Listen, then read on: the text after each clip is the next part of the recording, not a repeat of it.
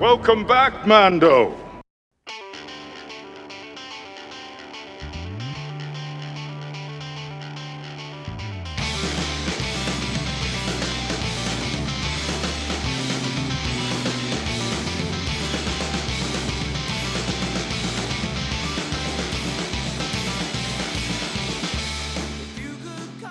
Oh, ho, ho, ho.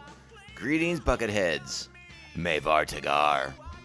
Welcome to our 285th Tarkin Antenna Trashing episode of Mandovision. I'm your host, Narguy Tom, and thank you so much for checking out this small independent Star Wars podcast.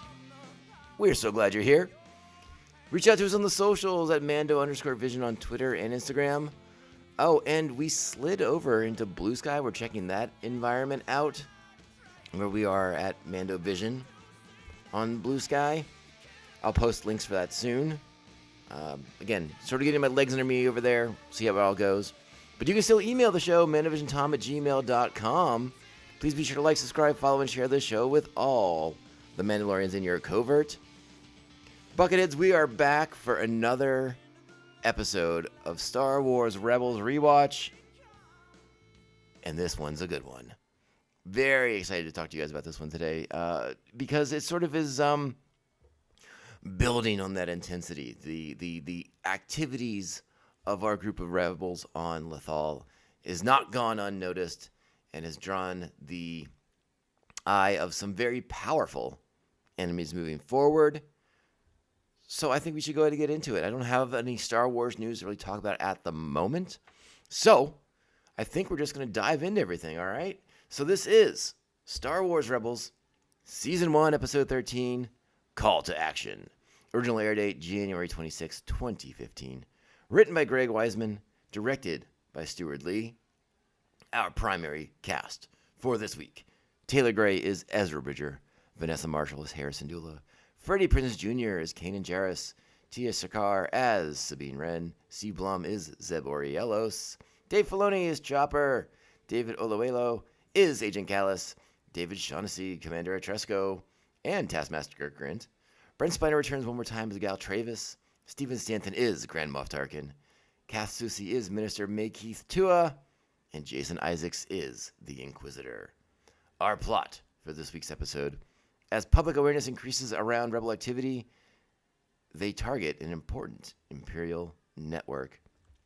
So this episode has a lot to do with the fallout from last week's episode, where they realized that the Republic senator who they thought was sort of a loyalist to the Republic and talking down the Empire and their ways, turns out it was all an elaborate ruse put on by the Emperor to draw out rebels and insurgents and dissidents and naysayers to the Empire. And now the rebels have that information before they can act on it. Travis and the Imperial Propaganda Department denounced them, labeled them as extremists and warmongers and things like that. And it sort of shakes our team to the core. But it allows them to come up with a plan to use Travis's weapons against him, right? They're going to send out a signal. They're going to reach out and revitalize hope across the galaxy. But what they don't know is, as we read the cast, Imperial Governor Grand Moff Tarkin has come to Lothal because these insurgents are getting a little bit more pesky than the Empire would like, and it's time to get some results. So Tarkin is here to make sure the results happen. All right, let's go ahead. Let's get into the episode. You know what that means. It's time. Strap on your buckets. Let's go. Get out of here. We'll hold them off. You're going to have to relocate the covert. This is the way. This is the way. So this episode opens up with the arrival of Grand Moff Tarkin in his Star Destroyer, the Sovereign, arriving on Lothal because the activity of our group of local rebels has started to gain some attention, right? Like they've now discovered that Travis was a plot, and before they can warn others, they're going to make sure that Travis discredits them first, and Tarkin's there to sort of sweep up the mess that previous Imperial officers have bungled to this point. And the arrival of Tarkin also brings it with it its first mention of Governor Price of Lothal, who we've yet to see on the show, but now is officially referenced. And as we know, that character ties very, very heavily into things with Thrawn that are forthcoming, that they sort of hint at in the Thrawn prequel books that Timothy Zahn wrote. So you can kind of connect those dots there. But I love Tarkin arriving, the menace he brings. It obviously raises the stakes of everything to have Tarkin now on Lothal. And again, sort of giving credence to the idea that the Empire is at this point in their time, making sure that rebellion doesn't begin. That they are trying to squash these things before they get out of hand. Tarkin talks about this a little bit later in the episode, how these little cells can exist around the galaxy, and they can squash them one at a time, because the one thing that these cells do not have is any kind of unity right now, which, again, watching this episode, and then you can't help but think of the things we've seen in Andor, and the way the sort of rebellion is beginning in those stages of season 1, and what we will probably get in season 2 of that series. So it's an exciting time as far as the dawn of the rebellion, the beginnings of the rebellion, and how the tyranny of the Empire has sort of, naturally, I would say, caused some people to want to rise up against them. But they're small, they're borderline insignificant. And Tarkin's here to make sure it stays that way. So he wants them squashed, and the people who haven't squashed them yet are going to pay the price. That's why Atresco and Grint get the lightsaber from the Inquisitor. And again, Tarkin is fairly upset that the Inquisitor hasn't done his job, and very upset that Callus hasn't done his. But it's going to be Atresco and Grint that pay the price. Now, what we see, I want to go back to that scene. I want to talk about that scene a little bit, because, obviously we see the Inquisitor behind Atresco and Grint. We see the lightsaber come on. I'd like to see the move, because it sounds like it's just one move. So I'm just wondering if, Grint and Atresco seated there side by side next to each other, and if the Inquisitor just pushes his lightsaber forward, because it's double bladed, and just decapitates both their heads at once. I think that'd be really cool to see. But I get it. It's an animated cartoon series aimed at a slightly younger audience, so we're not going to get to see that. But again, Tua, Callus, the Inquisitor, all these people who have sort of let this rebellion foment longer on Lothal, they're all sort of being put on blast right here. They're all being warned by Tarkin that it's time to take care of this. And meanwhile, back on the Phantom, they're watching Travis's message, and Kanan comes up with a plan. They're going to start to be the ones to broadcast these messages. They're going to be the ones who start to try and let people know out there that it's okay to stand up to the Empire, and it's time to stand up to the Empire. So they're gonna hijack an Imperial antenna using a computer spike, which keen-eyed viewers have recognized from the old role-playing game, specifically Kraken's Rebel Field Guide. So that's kind of a neat throwback to the old role-playing game that fueled so much of the old expanded universe and has steadily leaked into the new canon. Very, very cool that they do that. But again, it's the Empire's canvassing Lothal. They're deploying Imperial pro-droids like crazy. And there's a great scene with Ezra, using the Force, communicating with a Lothcat to distract the pro-droid and eventually crash it. But it doesn't shut off just in time, or it doesn't shut off in time to not see our rebels fleeing on their speeder bikes. By the way, a great opening sequence in this episode, as Ezra, Kanan, and Sabine are making their way back to the Phantom, evading Imperial forces, cutting through the town. Again, sort of doing what we've been seeing them do, but kind of seeing it be more cohesive. Like they're operating much more as a team now. Everyone seems to be step in step with each other, or lock in step with each other, and really proving themselves to be quite formidable against Imperial forces. So that's an important sequence, I think, to see sort of like the development and the way Ezra has bought in more to the way this team functions in their actions against the Empire. And that's when they go back and Travis has denounced them as extremists and violent brigands. I like that word, brigands. It's a fun one.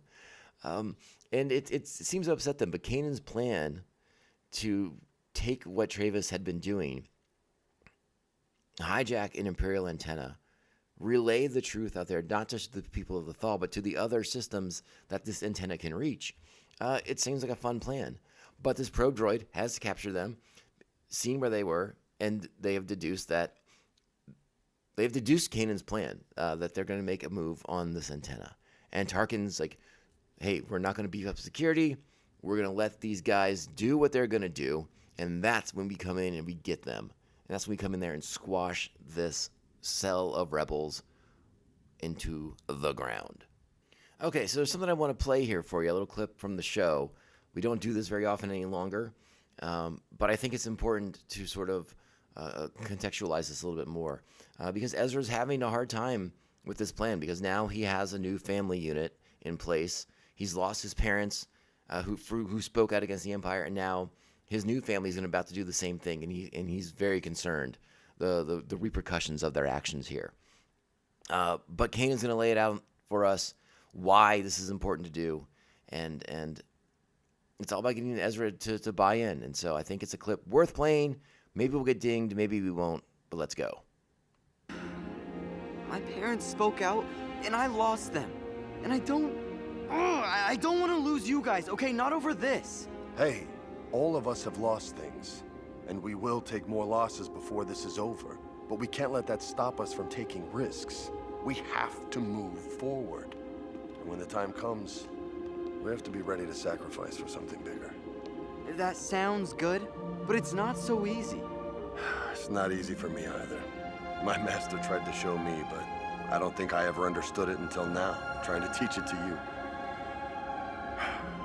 I guess you and I are learning these things together.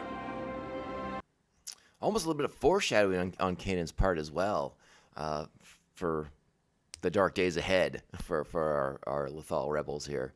But yeah, I thought this speech was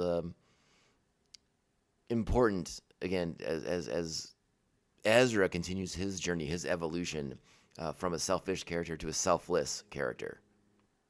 So that puts us now into the raid on the antenna system, right? And everything goes, this is supposed to go at the beginning, but we know this is what the Empire wants. This is drawing them in. And what we get is a great action sequence here as Imperial forces close in around the crew of the Ghost, the Spectres, and Kanan has to rise to the occasion, right? He's the Jedi, he's the leader here. He's going to allow his friends, his family, his team to leave, to escape. And it comes with great cost, because Kanan gets captured. But his friends have gotten away. They've succeeded in taking control of the antenna. Now, the Tarkin had put a... let's just say he had strongly motivated the Inquisitor to not fail this time around. And so the Inquisitor does his job. Tarkin wanted Kanan alive. The Inquisitor brings him down, has him captured on his knees, arrested. But again, the rest of the Spectres have made their escape, and they have infiltrated successfully at the antenna. But Tarkin is not one to just give up and be like, oh, darn it, you got me. That's not Tarkin's move at all. No.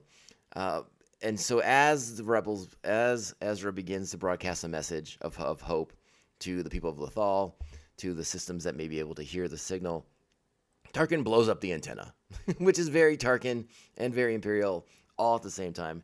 And remember, Tarkin is the one who sort of set the tone for us on what links the Empire will go to. Tarkin's always been sort of a... I don't know if iconic is the word we want to use necessarily, but he's always been like the sort of picturesque embodiment of an Imperial who is just a diehard for the cause and for what they'll do. I mean, again, it's Tarkin that blows up Alderaan, right? He's the one who blows up a planet completely. Krennic never did that. No. Krennic was more into like the pinpoint precision of specific targets, and Tarkin's just like, nah, blow the whole planet up. So. Tarkin is sort of the, the gold standard of cunning, cutthroat Imperial officers out there. I mean, he is a Grand Moff after all. He is an Imperial governor after all. So yeah, instead of giving the rebels this moment of victory, he just destroys the tower. He's like, you know what, we can rebuild. We're the Empire. I will not allow a message of hope to get out. And so he crushes it down. And he has Kanan in his custody. Now the rest of the Spectres, it's up to them to stage the rescue of their good friend. And we'll talk more about that on next week's episode, because I'm pretty sure that's exactly what happens in next week's episode as we rocket towards the conclusion of this first season of Star Wars Rebels. We got, I think, 2 more episodes left in the season.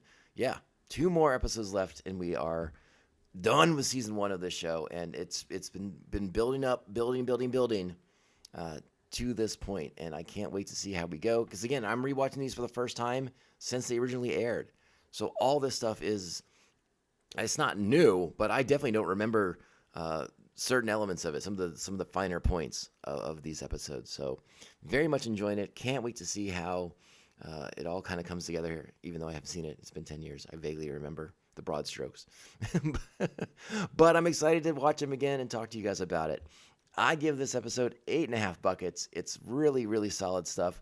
Good action sequences at the beginning with the Spectres escaping Imperial pursuit, Tarkin's arrival on Lothal, Ezra connecting with the Force with the Lothcat, Kanan's speech to Ezra. The whole thing, the episode's great. It's a really, really rock solid episode, and sort of the first installment of as we build to our season finale for season 1 here. So 8.5 buckets on this one. I implore you to watch it. It is gold. And with that being said, I think we're going to wrap up the show at this point. This is the Mandovision Podcast. I am your host, Nargai Tom. Thank you for checking out our small independent Star Wars podcast here.